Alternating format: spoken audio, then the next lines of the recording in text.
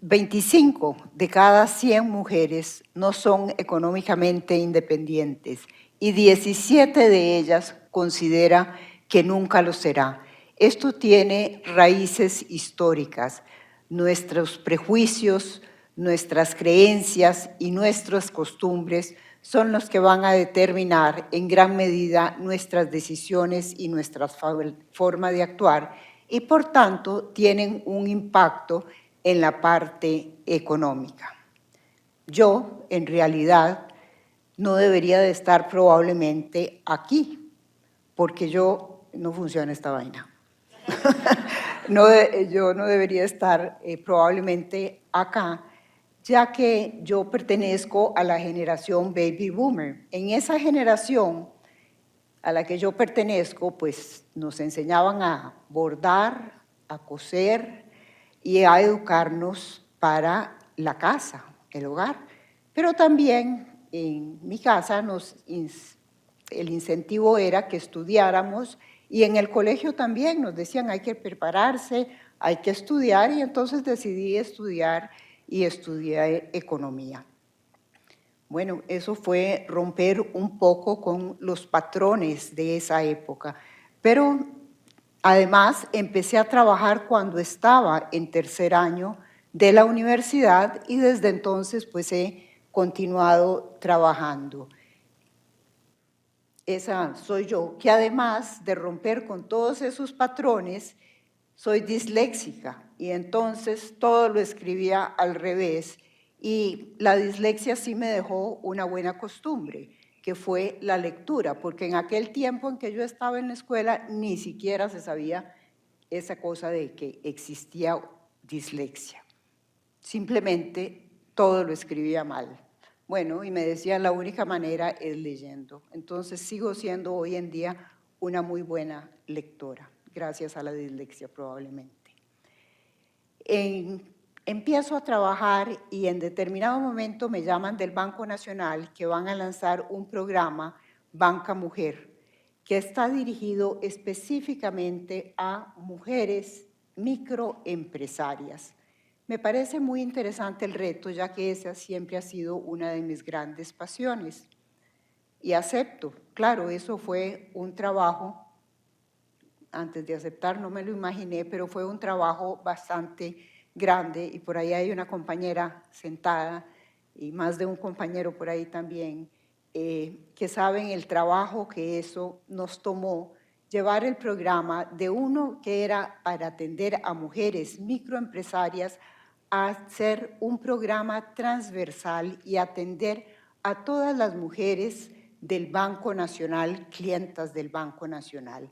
¿Y eso qué logramos con eso? Logramos mejorar la vinculación de las clientas en el banco, mejoramos muchísimo la venta cruzada de productos, logramos la información segmentada por sexo, porque antes era una información que se presentaba global y entonces obviamente no se conocían las brechas, no se conocía nada. Entonces, para eso fue muy importante pues, el apoyo de todo el personal que estaba en este programa. Hay 3 juicios que a mí me parece que son los que vienen a detener esta atención de las mujeres en la banca. El primero de ellos es: a todas las personas se les trata igual. Nosotros no discriminamos. Típicamente, y siempre lo hemos hecho así, esa es otra. Bueno, los datos no nos dicen exactamente eso. En el estudio de la SUGEF, que está sobre brechas financieras que hizo en el 2020 y está en la página web de la SUGEF, dice que de cada 100 créditos en el área comercial que se otorgan a hombres, se otorgan 62 créditos a mujeres. Ahí hay una brecha del 38%. Cada vez que hay una brecha, hay que analizar a qué se debe esa brecha, qué es lo que está generando esa brecha. Bueno, en determinado momento empezamos a analizar porque la tasa de rechazo en mujeres era el doble de la tasa de rechazo en hombres en créditos comerciales. Entonces empezamos conversaciones con el departamento de riesgo y finalmente el departamento de riesgo accede y decide que va a revisar el modelo matemático, porque es un modelo matemático y esto no discrimina. Pero bueno, finalmente sí descubrieron que había dos variables que afectaban más a las mujeres. Lograron hacer esa corrección sin afectar la robustez del modelo de riesgo y logramos rebajar a un 20%, si mal no recuerdo, la tasa de rechazo. Sigue siendo una tasa alta, pero no tan altísima como la que se tenía en ese momento. ¿Cuántas mujeres inconformes? No lo cuantificamos. ¿Cuántas clientes hubo inconformes? ¿Cuánto se dejó de recibir? ¿Cuánto dinero? Tampoco se cuantificó en ese momento. Ahora bien, la CAF hace un estudio en Chile donde determina que 9 de cada 100 créditos otorgados a mujeres, hay 9 créditos que son rechazados. Y esos 9 créditos son rechazados a pesar de que tienen todas las condiciones para ser aprobados. Son rechazados única y exclusivamente por un tema de discriminación de género. Ahí sí cuantificaron. Estimaron que eran 3.200 créditos los que había dejado de aprobar y el monto era de 43 millones de dólares en el año.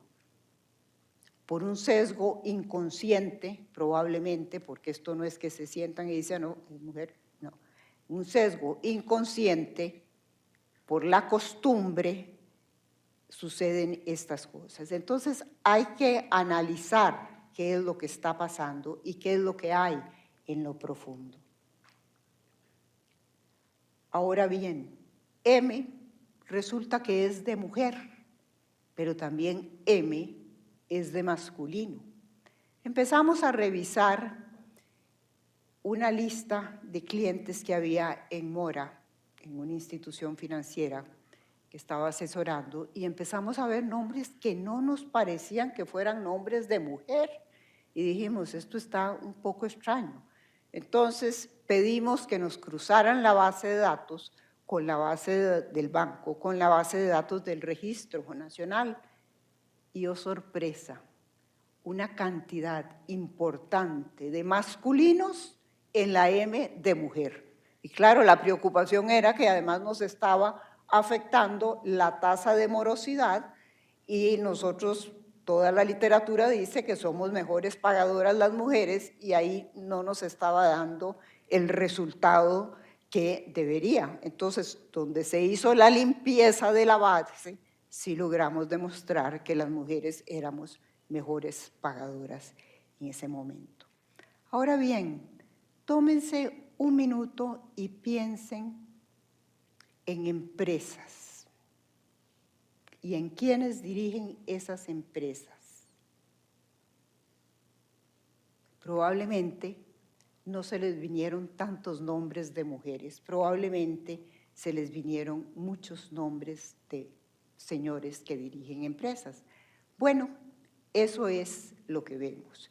Y la literatura también dice, y las investigaciones que se han hecho, que en igualdad de condiciones a las mujeres se les aprueba montos menores a lo solicitado en su plan de inversión que a sus pares hombres.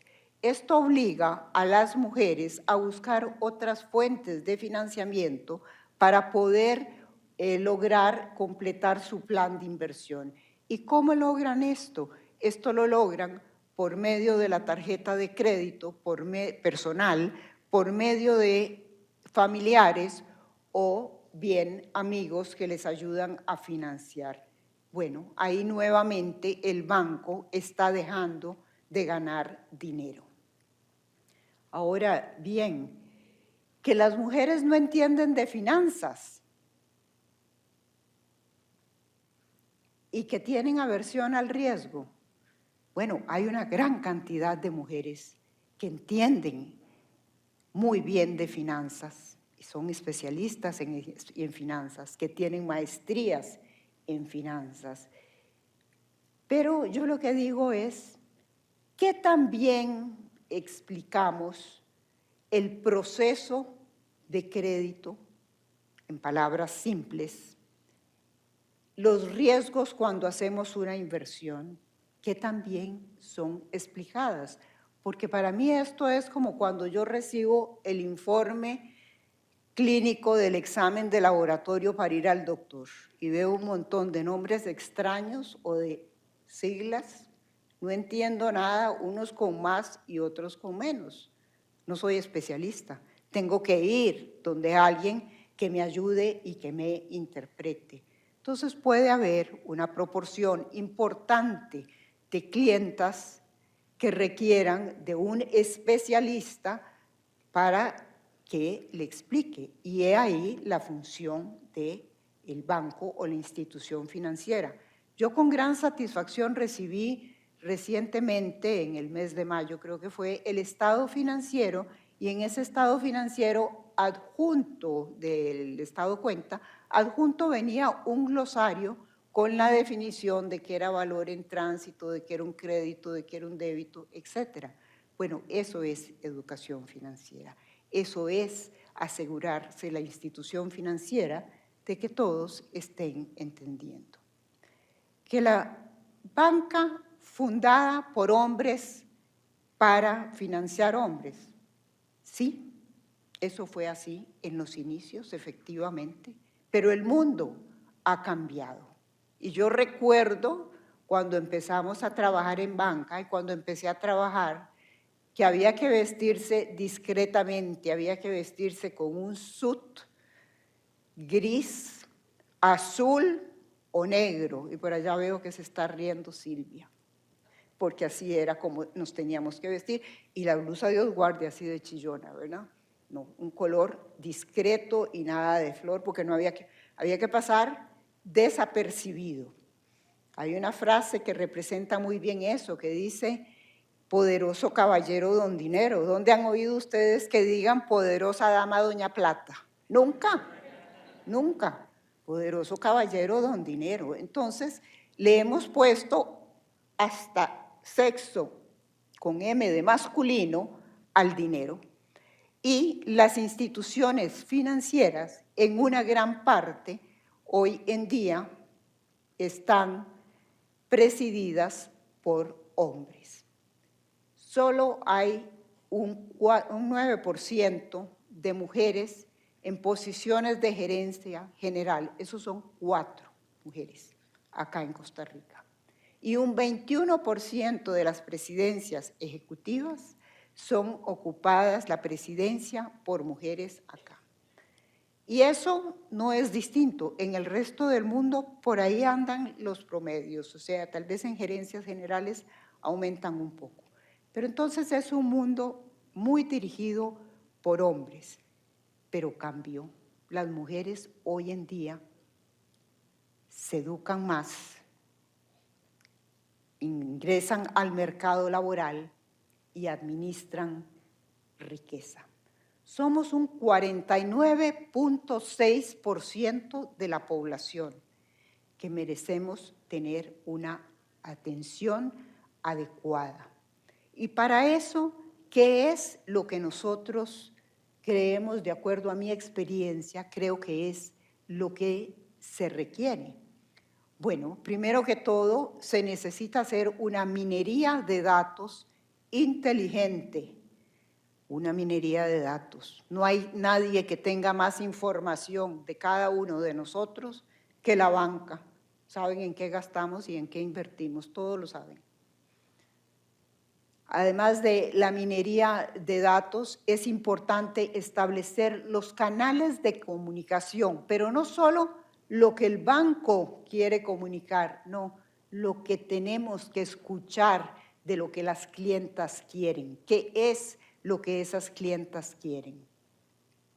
Eso es importante. Definir una estrategia, ¿Cuál es la estrategia que vamos a definir con esta información que hemos recabado para atender a este segmento creciente?